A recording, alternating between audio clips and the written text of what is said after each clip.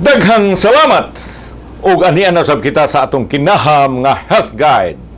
Kumusta ang mga Sugboanon ug maayong adlaw Pinoy? Ang atong hisgutan karon mao ang mga masustansyahong mga pagkaon. Una ini kining kamuti. Sa Binisaya pa. Daghan kay kini sa ato. Sa English, sweet potato man eh. Dali kay kini natong itanom o dali ra kaayong mutubo. Barato ra sab kini kay daghan man kay kini diha sa mga merkado o bisan gani sa sidewalk. Karon unsa may anaa sa kamuti? Ang kamuti makatabang kini sa pagbatok sa mga sakit sama sa cancer, sakit sa kasing-kasing, birth defect sa mabdos o gituhuan nga maayo usab sa weight control o sa mga obese o tambok nga mga tao. Ang kamuti aduna kini mga nutrients sama sa beta-carotene, vitamin C, vitamin E, vitamin B6 o folate. Pusa tungod sa iyang nagkasagol-sagol nga mga sustansya sama sa beta-carotene o vitamin E and C, ang kamuti makaprotekta o mobatok sa sakit nga cancer o sakit sa kasing-kasing. Ang kamuti usab daghan kaayong complex carbohydrates o ubos ang calories. Busa maayo kini sa mga tambok nga tao kay makapaus-us man kini sa timbang ug dayon mahinay-hinay kahilis ang mga tambok sa lawas. Ang kamuti makasanta usab sa mga birth defects sa mga bata nga gisabak sa mga mabdos nga inahan. Mahitungod kini sa daghan nga folate, usa sa mga gikinahanglan sa atong lawas aron kita mahimsog. Og sa laing bahin usab, adto kita sa ahos. Ang ahos adunay mga vital nutrients sama sa allicin, salicystine, diallyl trisulfide og aduna kini healing powers. Ang ahos makapaus-us o makapaluwer kini sa cholesterol nga makasagang o makabatok sa mga hypertension o high blood pressure, sakit sa kasing-kasing o para usab sa stroke, kay ang ahos makapanipis o makapalasaw man sa atong dugo.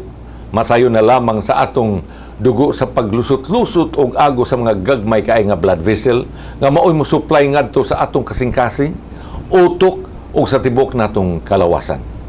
Ang ahos aduna usab kini hiyas nga mopugong ug mobatok sa mga cancer cells, mobatok sa mga infections. Ang ahos usab moalalay sa atong mga tambal sa pagpaluwer sa high blood sugar ug ingon mausab nga moalalay sa pag-alim sa hubak. Ug sa laing bahin usab adto kita kuno sa mansanas nga perting daghana sa mansanas nga ana ang mapalit nato din sa mga groceries o sa sidewalk. Ang uban kagumkum pagyud. Kining mansanas o apple makatabang kini batok sa sakit sa kasing-kasing, cancer, high cholesterol, diabetes o obesity. Ang mansanas aduna kini fiber o quercetin nga usa ka antioxidant. Ang quercetin nga anaa sa apple makapalasaw sa atong dugo pinaagi sa pagpalasaw sa blood platelets kay aron masanta o mapugngan o malikayan ang heart attack. Ang quercetin mubatok usab sa cancer. Ang fiber content sa mansanas makapaluwer sa cholesterol, makapahinay sa digestion, which keeps blood sugar under control. Busa maayo siya para sa diabetes. O maura ka nga kanunay busog. Busa maayo kini sa pagpaus-us sa timbang o lose weight. Makatabang sa pagpanalipod sa cellular damage nga sagad hinungdan sa pagpanigarilyo o air pollution. Ug adto kuno kita sa grapes o ubas. Ang ubas daghan kaayo og medicinal value. Sama sa duga, sa lingod pa nga sanga nga gigamit sa pagtambal sa sakit sa mata ug panit. Ang iyang dahon nga gigamit usab sa pagpatigpok sa dugo. Ang pasas nga gigamit sa pagtambal sa upset stomach, nausea o butod sa tiyan. Ang mantika sa iyang liso ug ang ugat gigamit pod sa pagpanambal apan ang bag-o nga nadiskubrihan mao ang ellagic acid nga makatabang sa pagbatok sa kanser. Gani Gitawag na nga ang grape seed karon as the super antioxidant. Kini mga phytochemicals gituuhan nga makatabang sa pagpahinay sa aging process o makapatunhay mga physiologic impairment nga sagad moapekto sa mga tiguang.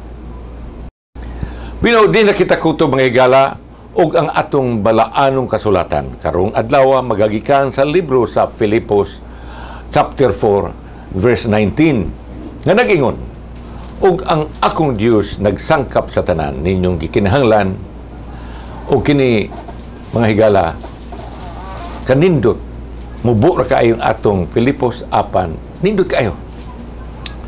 Di na kita kutob kini higala Dr. Warfi Tupas ng Gracia mao ginud apan kanunay gumingon ang lawas gani mapasagaron mao gid akong sagabal sa pagpalambo sa atong kaugmaon. Mayong adlaw Pinoy ug kumusta ang mapasagarbuhong sugboanon sa tibuok kalibutan.